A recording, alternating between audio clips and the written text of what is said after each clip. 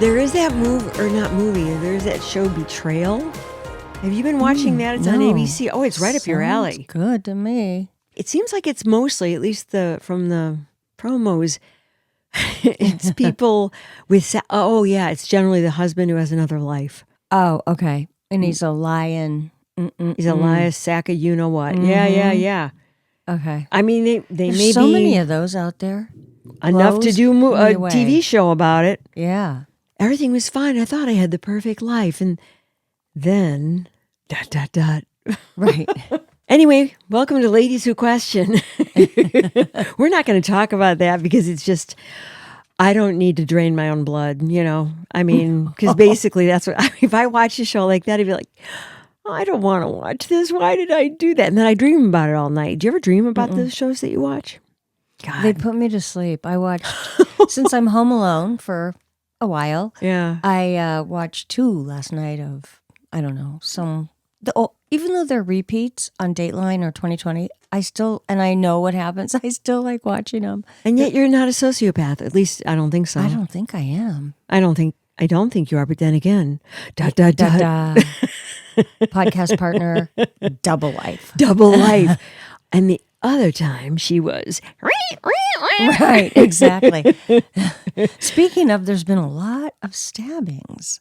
Ooh, well, okay. I mean, on no. the shows I watch. Oh. Because it's always a crime of passion when it's like 70 times. I'm like, how can somebody do that? I don't know. 70 times. That's why I don't watch those shows. I don't know why I can deal with it so well. I don't either. That's why I said, maybe we'll see you. On Dateline, like behind bars. That's right. No. By day. What exactly is your title? I always feel like it bears a big description. I can't just say like wholesaler to the designing stars. I'm just going to say I'm a resource to the trade. Well, that's my little tagline on my email signature, resource to the trade. So there's not exactly a title. No, just independent manufacturer's rep.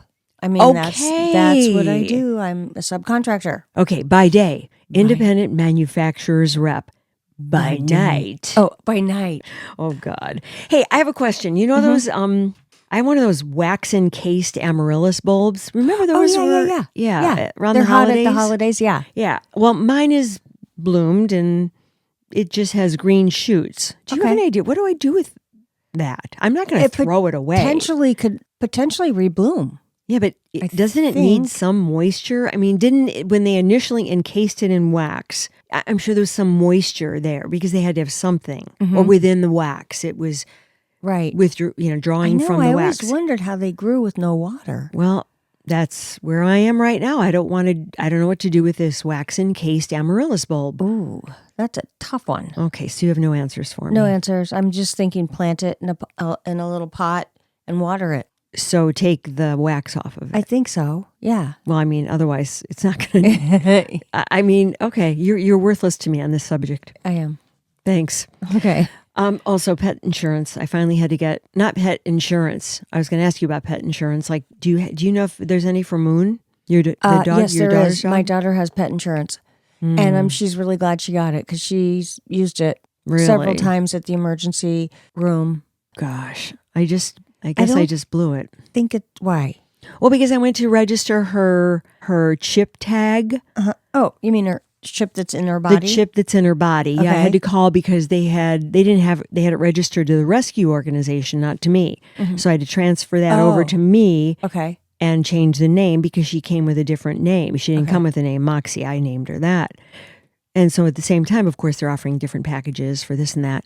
And then I turned it down. I'm thinking to myself, well, she's a puppy and she's a mixed breed, that's for sure. And I thought, usually they don't have any problems. So I was already sort of smarting from, I have to pay the quarterly taxes. And then this, was whatever, $150. And I thought, oh.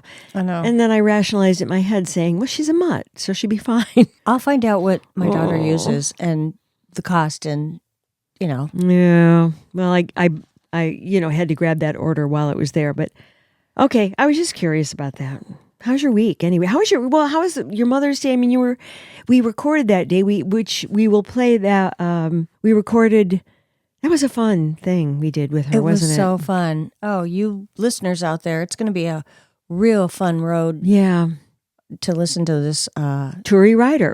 With who I worked with at a radio station, oh my gosh, 1994 to 1995. Wow. Yeah, in Chicago. And you were like in your 50s then, right? Just kidding. Oh my. I'm teasing. Oh my, someone's looking for stabbing. I know. I'm thinking, how old is this woman in this podcast? If this was the 90s. Well, I mean, we're much older now, but yeah, it was in the 90s. So, well, gosh, I had just gotten divorced, so I was 38. Okay. Yeah, I was 38, and she's just a few years younger than I am. Mm-hmm. But anyway, we worked together, and so we interviewed her, and boy, did that turn into a... It was really cool. Yeah, we talked about, I can't even remember because we were drinking mimosas for Mother's Day. Yeah, So thank you. I don't really remember, and I haven't edited it yet, so... I know that's going to be a monster to edit. Yeah, I kind of put it off. And it'll be a two-parter, but we could have talked for 2 more hours. Oh, that's the funny thing. Fascinating. But then again, she is the talk radio queen. She is. You could tell, right? Yes, absolutely. Yeah. And you can't imagine that she could be fascinating for that long, but she is. Oh, yeah. Yeah. Well, think about this. She's worked generally talk radio 3 hours, or sometimes you have a 4-hour shift. Mm-hmm. And she's having to lead the show the whole time. Granted, you have... By yourself. By yourself. I don't know if I can't talk for 4 hours by myself. Yeah, often. I only know of a couple instances on talk radio, also with people I worked with Stephen Gary. That was a team. Mm-hmm. And then there was Richard Roper and I can't remember the other guy's name. He was the lead. Anyway, they were a team, but usually it's just you. It's just you doing it. And you have to make sure that show is interesting and keep it moving and topical and guide the callers. Oh, I was going to say, are there callers? Yeah. Okay. And does she set the topic and then she talks about some things and then people call in? Yeah, generally, unless something comes up naturally and it just presents itself. Like she was talking about what happened to her with OJ, and then there was the Unabomber situation. Right. So that was a great story. Well, and you have to switch gears on a dime, and you have to really be able to talk it up. So you have to be very current on everything that's happening, or just be able to have that talent of having a grasp. Does she write her own material? Right. That's all extemporaneous. Oh, you mean it just flows? Yeah. Oh my God. Yeah. I mean, there's no script for talk radio unless you're reading I thought there was. No, that was her point, saying that everybody thinks they can just do something like that. Uh-huh. They can just open up a mic and I made the crack. I said, yeah, they say, I can talk and so I can do that. No, you are on your toes the whole time. It's a rare talent. Oh, yeah. I would say so. I can't believe you thought it's scripted, but I bet a lot of people do. I thought she came in with topics. Well, that's not scripted. Well, yeah. She might have an idea of what she wants to talk about, but who knows where then she just goes with the flow, or how when maybe there's a caller or something lights up and it says, what about that? Mm-hmm. That's right. Okay. Or there's a current event, or if they do have a guest, which that will help guide a segment, but it's only a segment, and then there are 3 more hours or whatever to go. Wow. Yeah. I'd be looking at the clock like, okay, oh wow, we still have 2 hours and 35 minutes to go. And my brain would be spinning. Hurry up and think of something. Yeah. Well, that's why you start out in a small station, you know? So another thing I saw recently, right before you got here, there was a segment on the news about how some mother hired have you heard this? Helicopter to do prime picks. I saw that on the news What'd you too. think about that? I'm already casting judgment with my tone, but disgusting, over the top. And prom helicopter? A prom in a neighborhood, in a park in their neighborhood. Right. So there's a helicopter, and they're so loud. I heard there was like a scuffle because how it landed on her property or something. It landed? I thought it was taking overhead pictures. Oh, okay. I don't know. Neither one of us. No, I just wanted to know what you thought about hiring a helicopter to take your kids' prom pictures. Nuts. Did you hear the mother? She was in Markham. There was a little bit of an interview with the mom, and she did say, I wanted to make this prom so special. No, it's special, just not the way you thought it would be. Right. It just seems a little over the top, but it seems like a lot of those promposals, I guess they're called. Promposals. Yeah. I like that. Yeah, they wanna make it extra large. Mm-hmm. And I remember my prom ask was not even a promposal. It was just an ask, like, do you want to go to prom with me? I'd really like you to go prom with me. It was kind of a guy I'd been seeing for 4 months anyway. Okay. And I sort of thought if he didn't ask me, well, that would be the end of that. Right. I mean, come on. And so he asked me to prom at his school. Oh, okay. Yeah, but that's how it kind of went. Yeah. Oh, yeah. It was very casual. Yeah. And for myself, I was kind of dating this guy, and he asked me because we were kind of in a friend group, and Yeah.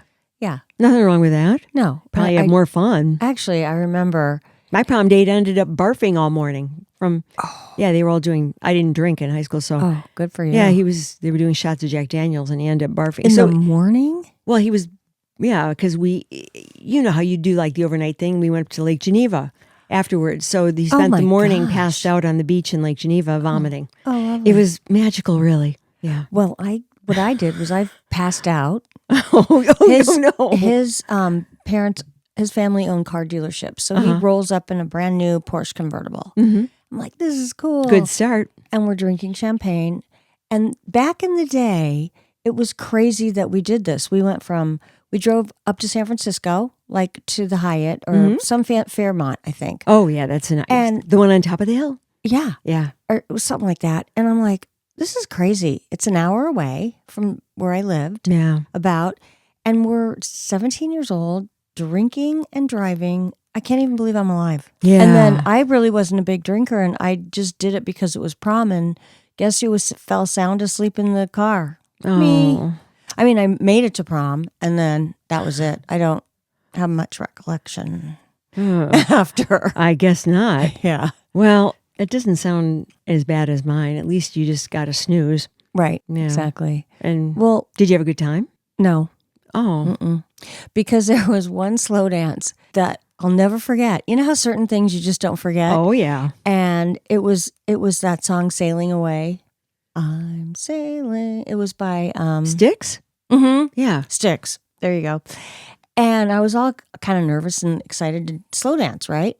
Well, this other girl walks right up to my date and they go off and slow dance. And I'll never forget that. It was like a movie scene. I'm sitting on the sidelines feeling like the biggest geek of the century. They both needed to be a bitch slapped. She shouldn't have done it. He should have said, no, I'm sorry. I'm going to slow dance with my date. Right. And so I was like, oh, God. Well, everybody else, all my other friends are slow dancing with their dates. And I'm just kind of looking around.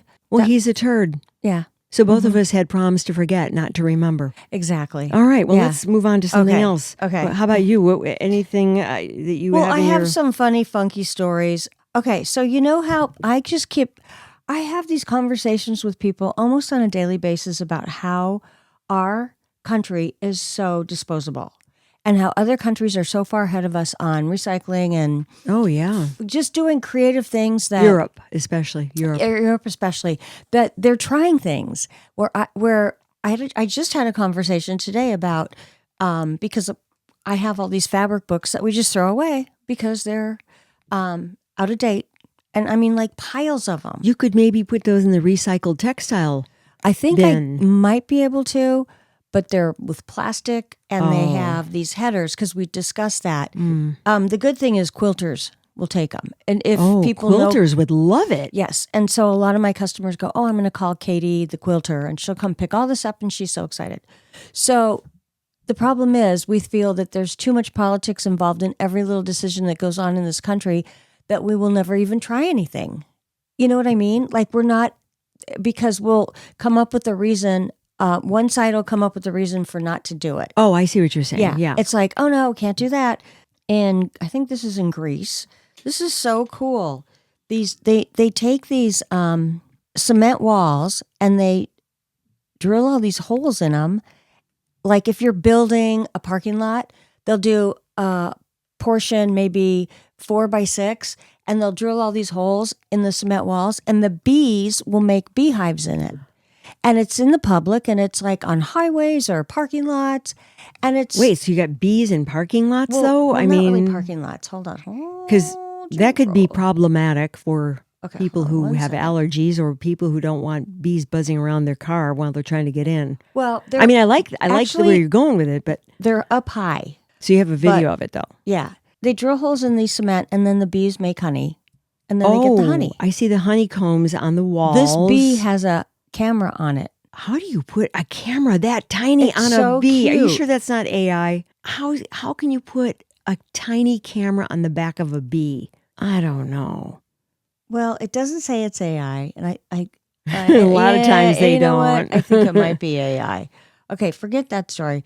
Let me go. No. I mean, I like the idea of it, and maybe they're just trying to illustrate it through AI, and that's fine. But it should say, "Oh, don't get me started." It should say AI somewhere on there, and that's just part of a whole other argument. And you know what? Everything that is a good point, because right now, when we look at like videos and stuff online, half of them are fake. We don't know if they're fake. And they're also poisoning people that are looking at them because they're believing them like little children or being influenced by fake stuff. Yep. And the whole AI thing, this is, as I said, that's a whole other argument and discussion. But I like the idea that wouldn't mess with the integrity of the walls of these with all the different holes and things. And there's honey dripping down into your car. Oh, I see. Right. Do you know what I mean? Mm-hmm. I like the idea, but if I'm going in there and I know there's 1,000 bees and then my car is going to, I don't know if honey would drip out, because if they have the combs, you actually have to go in and take out the comb to get the honey. Right. But still, maybe the parking lot isn't a good idea. Maybe somewhere else. Well, they're kind of in high rises where there's not people, not people that can access it. Okay. So, and bees, it sounds like it needs to be worked out. Yeah, it definitely needs to be worked out in my brain.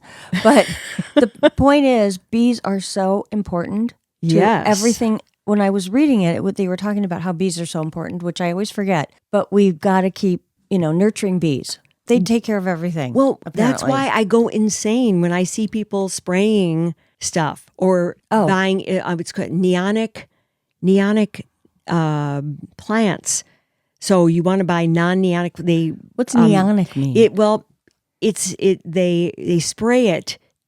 spray these plants to preserve them. Like the plants we buy everywhere, right, all the time. And neonic.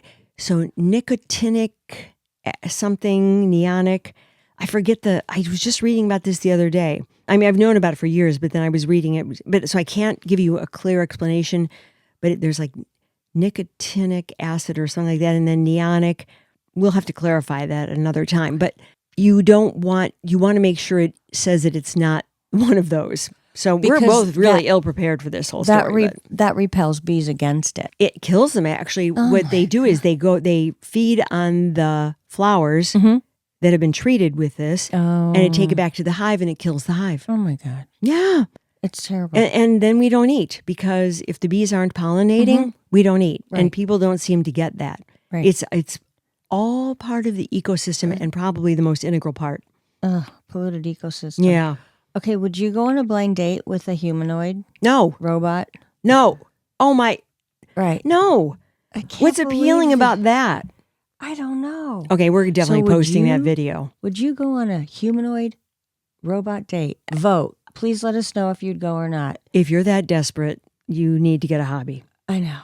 I mean, come on. I can't. And they're talking, like she's pretending it's like a real person, and I don't even know what the humanoid is saying to her, but it almost weird. Looks like a person in a costume, doesn't it? Like in a humanoid robot costume. Yeah. The guy, the one who's representing the male, I suppose, or asexual. I don't know what it is. That's another thing. I just have one other thing I have to post. I have to talk about. Waymo recalls entire U.S. robot taxi fleet after vehicle swept away in a San Antonio flood. I heard about Waymo, you mean? Waymo. Yeah. I always say Whammo. I know. Well, you heard about that too? I heard about that because they went through, we could have predicted this. They went, like if there was a floodwater area, it would just not even register on it, and it would just drive right into it.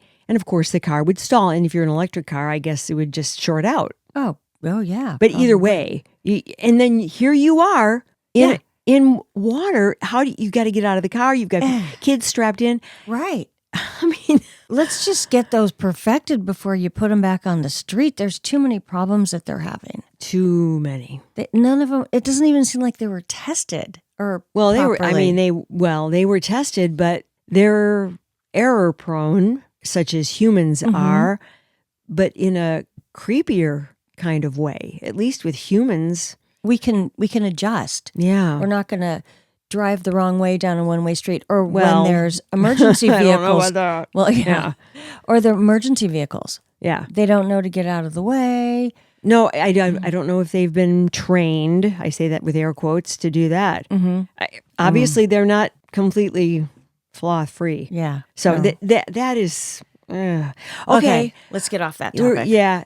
Just one more thing, and then I'm so tired. I know. We'll just wrap it up. Oh, corrections.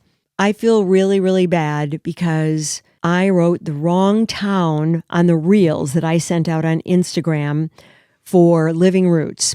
For the record, Living Roots, that marvelous place, which, by the way, I have never gobbled salad the way I gobbled that. And the basil, I've never made such good pesto out of basil.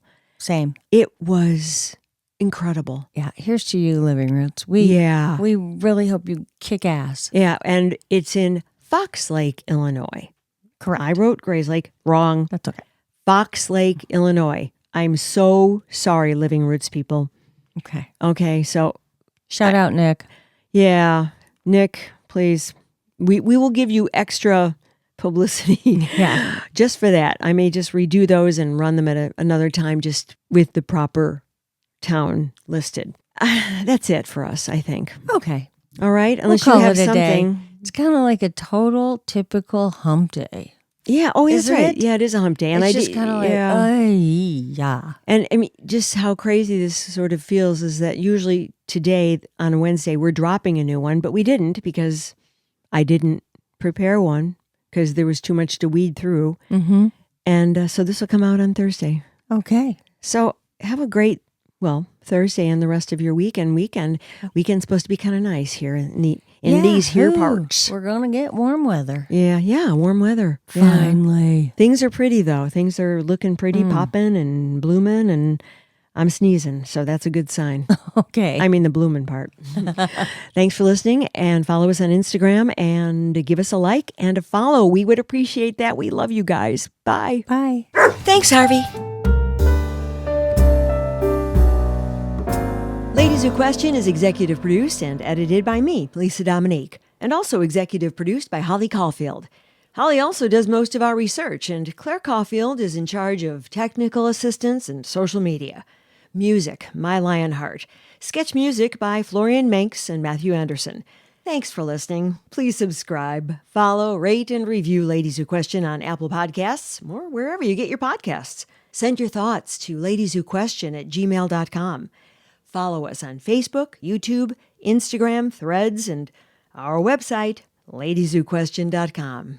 All content discussed on Ladies Who Question are the opinions of LiseDominique and HolliCaulfield and should not be construed as advice of any kind. By listening to this podcast, you agree not to use this podcast as advice of any personal or medical issue for yourself or others. This disclaimer also applies to guests or contributors to the podcast.